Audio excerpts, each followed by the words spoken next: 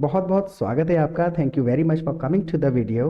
आज हम बात करेंगे tell me something about yourself. ये इतना इंपॉर्टेंट क्वेश्चन है। कोई इंटरव्यू है, गैदरिंग है, पार्टी है, अगर बात करें तो जेनुअनली दिन में एक दो बार ज़रूर हमें ऐसा एक सिचुएशन आता है जहां हमें खुद को इंट्रोड्यूस करना ही पड़ता है। कन्फ्यूजन रहता है कि कौन सा सेंटेंस इंपॉर्टेंट है, कौन सा नहीं है, क्या बताएं क्या ना बताएं, कितना लंबा इंट्रोडक्शन दें। तो एक बड़ा ही एलिगेंट और डिसेंट सा इंट्रोडक्शन मैं आपको बताऊंगा, जिसमें 10 स्टेप्स आपको फॉलो करने हैं। किस प्रकार के सेंटेंसेस बोलने चाहिए, कैजुअल और फॉर्मल दोनों तरीके के सेंटेंसेस हम यहाँ पर कवर करेंगे। इन सेंटेंसेस को आप इंडिविजुअली भी अपने बारे में बात करते हुए इस्तेमाल कर सकते हैं। तो मैं अपनी स्क्रीन आपके साथ शेयर कर देता हूँ। मेक श्योर कि आप इन सारे सेंटेंसेस को मेरे साथ रिपीट करें ताकि ये आपको याद होते चले जाएं।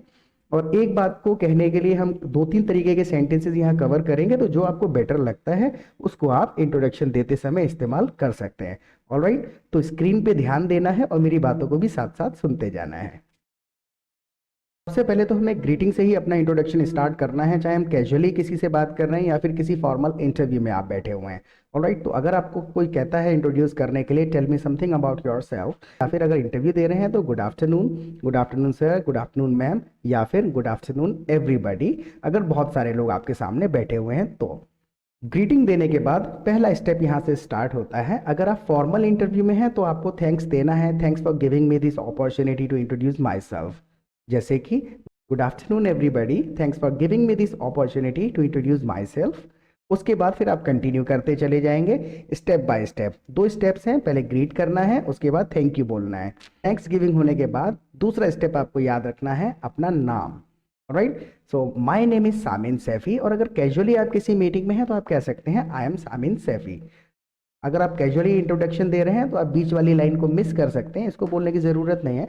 किसी पार्टी में है, किसी गैदरिंग में है, तो आप कह सकते हैं simply hi I am Samin Saifi, और उसके बाद फिर आप थर्ड स्टेप स्टार्ट करेंगे जो मैं स्क्रीन पे लिखने वाला हूँ। थर्ड स्टेप पर आप बताएंगे प्लेस, अपना प्लेस, कहाँ से आप आते हैं। आई एम फ्रॉम दिल्ली, मैं दिल्ली से हूँ, तो आपके पास चार तरीके हैं कहने के। I am from Delhi, I belong to Delhi, I come from Delhi, and I am from Delhi itself. अब इनमें डिफरेंस मैं आपको बता देता हूँ।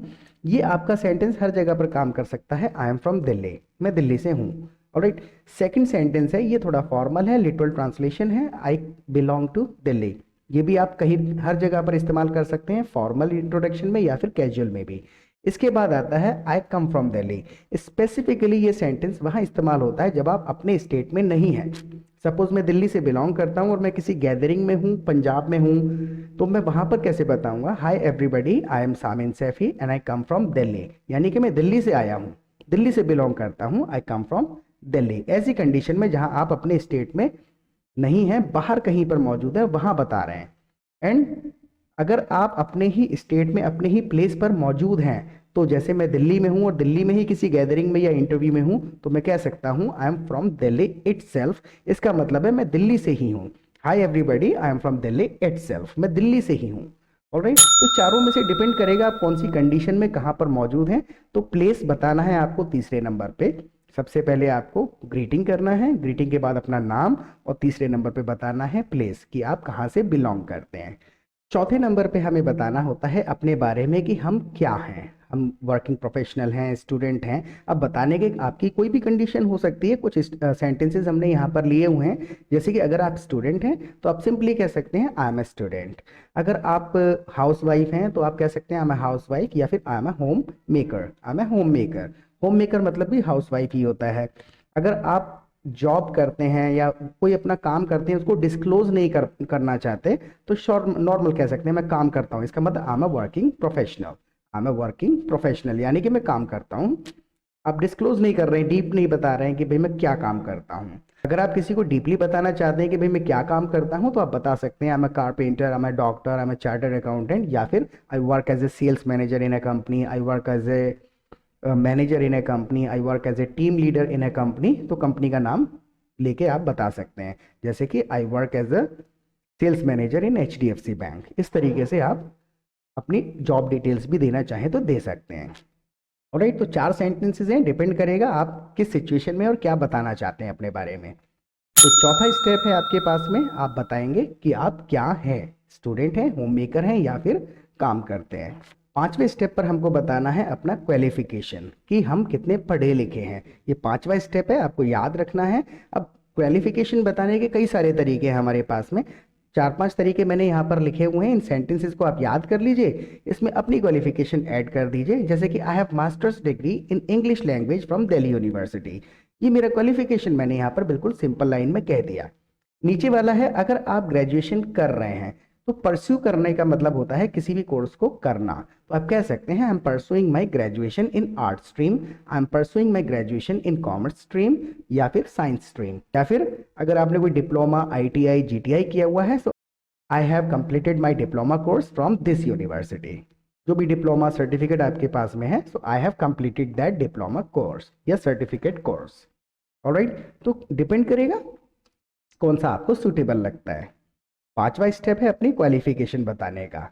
6ठा स्टेप है हमारे पास में अपनी क्वालिटी बताने का। आप बता सकते हैं जैसे कि I am a quick learner, I am a workaholic. Workaholic का मतलब है जो व्यक्ति को काम करना बहुत पसंद होता है, आई एम ए वर्कोहॉलिक। या फिर I am very hard working guy. तो डिपेंड करेगा आप क्या स्ट्रेंथ बताना चाहते हैं। I am very enthusiastic, I am a quick learner, I am a workaholic. इस तरीके से आप अपनी क्वालिटी बता सकते हैं। 6ठे नंबर पर आपको अपनी क्वालिटी बतानी है, याद रखना है आपको। 7वें नंबर पर आपको बताना है अपना वर्क एक्सपीरियंस, स्पेशली अगर आप किसी इंटरव्यू में बैठे हुए हैं तो इसमें बहुत इंपॉर्टेंट एक चीज़ का आपको ध्यान रखना है।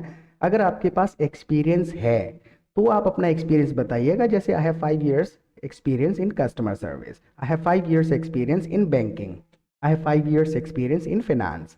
ज़्यादा डीपली आपको कंपनी को पॉइंट आउट करने की ज़रूरत नहीं है। कंपनी के बारे में, जॉब प्रोफाइल के बारे में नहीं बताना है जब तक इंटरव्यूअर पूछे नहीं। इंट्रोडक्शन में सिर्फ इतना कह दीजिए कौन से सेक्टर का आपको एक्सपीरियंस है। I have 5 years experience in customer service. अगर आप फ्रेशर हैं तो बिल्कुल भी आपको एक्सपीरियंस की बात करने की ज़रूरत नहीं है। ये लाइन बिल्कुल नहीं बोलनी है I am a fresher. Introduction में ये चीज़ मत बोलिए। एक्सपीरियंस है तो एक्सपीरियंस की बात कीजिए, नहीं तो 7 नंबर के स्टेप को स्किप कर दीजिए, छोड़ दीजिए। 8वें नंबर पर आता है फैमिली बैकग्राउंड। बहुत ज़्यादा उसके अंदर डीप डाइव नहीं करना है, डिटेल्स में नहीं जाना है, बिल्कुल सिंपल एक लाइन बोल दें, there are 5 members in my family. मेरे फैमिली में 4-5 लोग हैं, जितने भी लोग हैं, there are 5 members in my family, that's it. 9वें नंबर पर आपको बतानी है अपनी हॉबीज़, और डायरेक्टली आपको हॉबीज़ ऐसे नहीं बतानी है। इंट्रोडक्शन खत्म करते करते कुछ एक एक्स्ट्रा लाइन इसमें जोड़नी है। तो आप कह सकते हैं as far as my hobbies are concern, I like reading books, browsing internet, I like travelling. जो भी आपकी हॉबी है आप जोड़ सकते हैं। My hobbies are reading books वगैरह आप याद करके बोल सकते हैं, या फिर as far as my hobbies are concern, I like reading books, browsing internet और ट्रैवलिंग। जो भी आपकी हॉबी है इस लाइन के साथ आप जोड़ सकते हैं। और ये सब इतनी ही चीज़ें इंपॉर्टेंट हैं, और ये सारी चीज़ें बोलने के बाद आप बड़े ही प्यार से बोलेंगे दैट्स ऑल अबाउट मी। बहुत ज़्यादा फेक स्माइल देने की ज़रूरत नहीं है, बी नेचुरल। जैसी फीलिंग है एक्सप्रेशन वैसे ही होने चाहिए। ज़बरदस्ती मुस्कुराने का कोई फ़ायदा नहीं है, क्योंकि लोग समझदार हैं, लोग समझ लेते हैं कि आप ज़बरदस्ती मुस्कुरा रहे हैं, कन्विंस करने की कोशिश कर रहे हैं, और लोगों को ईमानदारी पसंद है। Be natural, be confident, don't be afraid and you will definitely get success. ये पूरा का पूरा इंट्रोडक्शन मैंने डिस्क्रिप्शन में दिया हुआ है और फर्स्ट कमेंट में भी पिन किया हुआ है, तो इसको पूरे को पढ़िए और अपने मतलब के सेंटेंसेस पिक करके अपना पूरा इंट्रोडक्शन लिखने की कोशिश करें कमेंट सेक्शन में। अगर कुछ गलती होगी और ज़्यादा इन्हेंसमेंट की ज़रूरत होगी then definitely I will try my level best to reply you in the comment section. अगर आप मेरे चैनल पर पहली बार आए हैं तो चैनल को सब्सक्राइब कर लीजिएगा, क्योंकि मैं रोज़ाना 12:30 बजे एक प्रैक्टिस सेशन अपलोड करता हूँ, जिसे देख करके आप इंग्लिश की प्रैक्टिस कर सकते हैं और नए डेली यूज़ के सेंटेंसेस सीख सकते हैं और उनको अपने डेली कॉन्वर्जेशन में इस्तेमाल कर सकते हैं। How was your experience about this video? Please let me know in the comment section. Have a good time ahead. Bye.